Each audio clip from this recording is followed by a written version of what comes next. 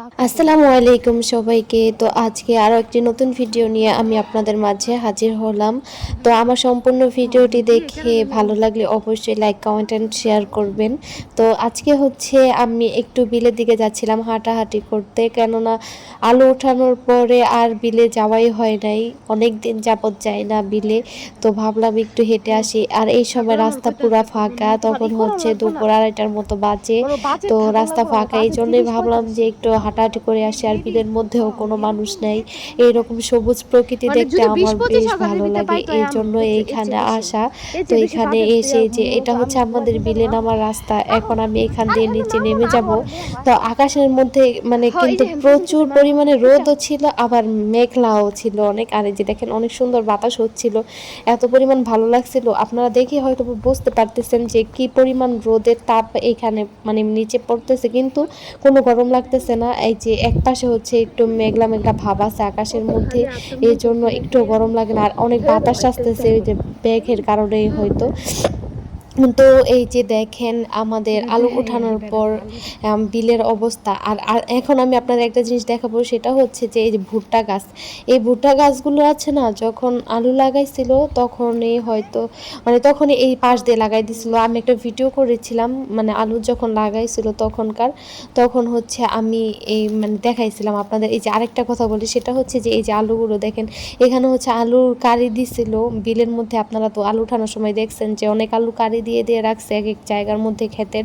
তো এই আলু কিন্তু এবার অনেক পরিমাণ আলু পচে গেছে, কারণ হচ্ছে একটাই, সেটা হচ্ছে যে আলুতে বৃষ্টি পায় নাই তেমন একটা। এই বৃষ্টি না পাওয়ার কারণে হচ্ছে আলুগুলো অনেক পচে গেছে, অনেক আলু নষ্ট হয়েছে মানুষের। এখনও যারা আলু বিক্রি করতে পারে নাই তাদের মানে প্রায় অর্ধেক অর্ধেক আলু পচে যাওয়ার মতো অবস্থা। তারা মানে যখন এই আমাদের এখানে বলে আলুর গোলা, এই গোলা ভাঙবে যখন, তখন দেখবে যে কি পরিমাণ আলু পচছে মানুষের, মানে অনেক পরিমাণ আলু পচে গেছে। এবার আলুতে আল্লাহ জানে মানে কতটুকু লাভ হয়। এখানে দেখেনি যে ওনারা মেপে নিচ্ছে আলু, তারপর হচ্ছে অনেক আলু ফেলে দিয়ে গেছে, আর সেগুলো যে নাড়া ছিল, যে নাড়া দিয়ে ঢেকে রাখছিল, তো ওইগুলো পুড়ায় ফেলছে। আর এই যে ভুট্টার কথা যেটা বলতে নিছিলাম, সেটা হচ্ছে যে আলু লাগানোর সময় লাগাইছিল এই আতাইলের মধ্যে ভুট্টাগুলা। তো এই যে ভুট্টা গাছগুলা এখন ভুট্টা হয়ে গেছে আর পেকেও গেছে। ওনারা কি দেখে না নাকি জানি না, এই পাখিতে ভুট্টা অর্ধেক খেয়ে শেষ করে দিয়েছে।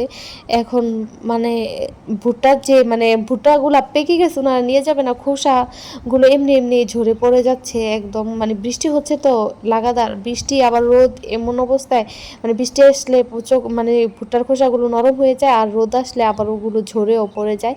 তো পাখিতে মানে অনেক ভুট্টা খেয়ে নিচ্ছে। আর এই যে এখানে দেখেন একটা ক্ষেতের মধ্যে ভুট্টা আর হচ্ছে ধইঞ্চা একসাথে লাগাইছে।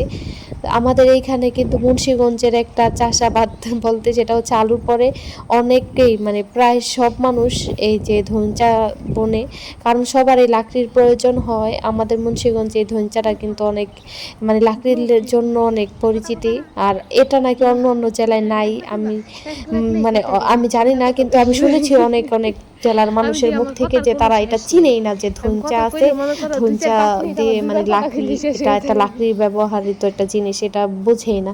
তো এই যেটা হচ্ছে আমাদের ক্ষেত, এই ক্ষেতের মধ্যে হচ্ছে আমরা ধইঞ্চা বুনেছি, সাথে ধইঞ্চার দানার সাথে হচ্ছে ডাঁটা, তারপর হচ্ছে ঢুলা, তারপর হচ্ছে ভেন্ডি গাছ, পুঁই শাক, এগুলো সব লাগাই দিছিলাম। এখন মাশাআল্লাহ দেখেন কত বড় বড় হয়ে গেছে। এই ডাঁটা আমরা প্রায় প্রায় নিয়ে খাই, অনেককে দেই। আর এই যে এই ক্ষেতের মধ্যে গাছ তেমন একটা বড় হয় না, কিন্তু পুরো দেখেন এখান থেকে যত দূর চোখ যায় তত দূর মানে একদম এই গাছ দিয়ে সবুজ হয়ে ভরে গেছে, কারণ সব গাছ প্রায় এক সমান হয়ে গেছে।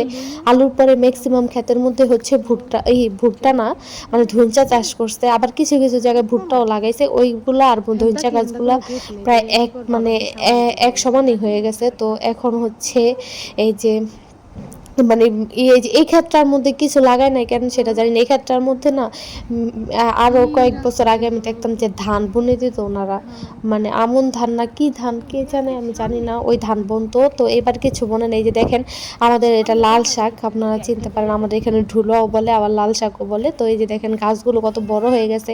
যখন ছোট ছিল অনেকগুলো উঠাই নেওয়া, মানে অনেক তো বলছিলাম, সবাই খাইছি, মানুষকেও দেওয়া হয়েছে, আমরা নিজেরাও খাইছি। এখন হচ্ছে এই গাছগুলো বড় হয়ে আমার নষ্ট হয়ে গেছে, কারণ এই লাল শাক বড় হইলে আর খাওয়া যায় না, মানে ডাটার মতো যখন এমন বড় হয়ে যায় গাছগুলো তখন আর এগুলো খাওয়া যায় না।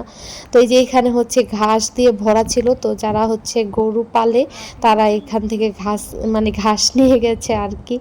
আর এই যে এখানে দেখেন কত সুন্দর, মানে কি সুন্দর লাগতেছে দেখেন, আকাশটা একটু মেঘলা মেঘলা, তার মধ্যে আবার সাদা আবার একটু নীল কালারও আছে, রোদের মানে রোদেরইটা পড়ার কারণে আলোটা, মানে এইগুলা ধৈঞ্চার গাছগুলা একদম ঝিলঝিল করতেছিল, একটা অন্যরকম বৃষ্টি হওয়ার কারণে এগুলো একদম তাজা হয়ে গেছে, আর সবুজের কালারটা এত সুন্দর লাগতেছিল। তো ঘুরে আমার অনেক বেশি ভাল লাগছে, মনটা একদম ফ্রেশ হয়ে গেছে। আর বিলে দেখেন এই সময় একটা মানুষও নাই, আমরা গেছি একদম ঠান্ডা মাথায় ঘুরে আবার চলেও আসতে পারছি। আমাদের এইখানে মানে আমাদের গ্রাম অঞ্চলে মেয়ে মানুষরা তেমন একটা বিলে যায় না, এটা পছন্দ করে না এই এলাকার মানুষ। তো এই মানে আমাদের কোনো মহিলা মানুষ যখন পুরুষরা খেতে খামারে কাজকর্ম করে তখন যায় না, যখন কোনো কাজকর্ম না থাকে তখন হচ্ছে যায়, যার যার ইচ্ছা হয় একটু ঘুরে আসে। তারপর হচ্ছে আবার অনেকেই সবাই মানে অনেক বাড়ির মানুষ একসাথে মিলে তারপর হচ্ছে শাক তুলতে যায়, মানে সবাই একসাথে হয়ে। তারপরে হচ্ছে আবার ইয়েও করে, আমার সাথেও কিন্তু মানুষ আছে, ভাববেন না আমি একা একা গেছি, আমরা আরো 2-3 জন গেছি একসাথে একটু ঘোরার জন্য। তো আকাশটা কিন্তু অনেক সুন্দর লাগতেছিল চারোদিকে, মানে মাঝখান দিয়ে হচ্ছে নীল, তারপর হচ্ছে সাদা, তারপর হচ্ছে এই যে মেঘলা একটাই। আর এই যে দেখেন আপনাদের আরেকটা জিনিস দেখে, সেটা হচ্ছে লাডি ভাঙ্গা শাক। এই লাডি ভাঙ্গা শাক কে কে চিনেন অবশ্যই কমেন্ট করে জানাবেন। এই শাকের মানে এই শাকগুলোর সাথে না আমাদের ছোটবেলার অনেক স্মৃতি জড়িয়ে আছে, যা এখন আর হাজার চাইলেও ফিরে পাওয়া যাবে না। তো আপনাদের সাথে একদিন শেয়ার করব এটা। আর এখন এই যে আমি উঠে চলে আসতেছি, আমি মানে আমার ঘোরা শেষ, দেখা শেষ, তো আমি আর তখন আর ভিডিও করে নাই, সবাই একসাথে কথা মতো বলতেছিলাম, তো এখন চলে আসছি। আর এই যে দেখেন এই দিক দিয়ে হচ্ছে নীতিরা যাওয়ার রাস্তা, আমরা এই রাস্তা দিয়ে বাজারে যাই, একটু আপনাদের দেখায় আসি। দেখেন এই যে এখান দিয়ে আমাদের বাজারে যেতে হয়, তারপর হচ্ছে নীতিরা মানে অন্যান্য জায়গায় যখন যাই তখন এখান দিয়ে, আর এই দিক দিয়ে হচ্ছে আমাদের বাড়ির রাস্তা। আর এই যে দেখেন এই পাশে হচ্ছে একটা কাঁঠাল গাছে অনেক পরিমাণ কাঁঠাল হচ্ছে, মানে হয়েছে আর কি। তো এই যে আমরা এখন চলে যাচ্ছি বাসায়, সবাই ভালো থাকবেন, সুস্থ থাকবেন। আর আমার ভিডিওটি ভালো লাগলে আবারও বলি লাইক, কমেন্ট আর শেয়ার করে দিবেন।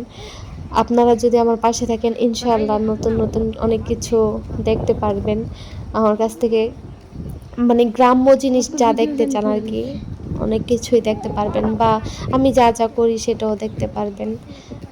তো আজকের ভিডিও এই পর্যন্তই। আল্লাহ হাফিজ সবাইকে।